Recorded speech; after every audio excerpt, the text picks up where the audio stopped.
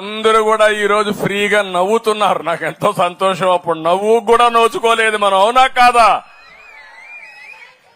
ఈరోజు స్వాతంత్రం వచ్చిన సందర్భంగా మనం గుర్తు చేసుకుంటే స్వేచ్ఛగా మాట్లాడుకోలేకపోయాం, ఫ్రీగా నవ్వలేకపోయాం. ఆ వ్యక్తిని చూస్తే నవ్వితే కొడతారు, ఏడిస్తే మళ్ళా కొడతారు, కేసులు పెడతారు. ఇంట్లో నుంచి బయట రావాలంటే ఇంట్లో హౌస్ అరెస్టులు చేస్తారు. ఆయన వచ్చుంటే ఇవన్నీ చెట్లు కొట్టేసేవాడు. నేనేమన్నా చెట్లు కొట్టానా అని మిమ్మల్ని అడుగుతున్నా. పరదాలు కట్టుకొని వచ్చేవాడు. పరదాలు కట్టానా నేను అడుగుతున్నా.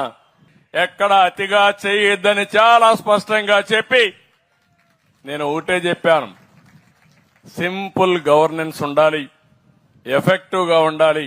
నేను కూడా మీలో ఒకటిగా తిరిగి మీ సమస్యలు అర్థం చేసుకుంటా.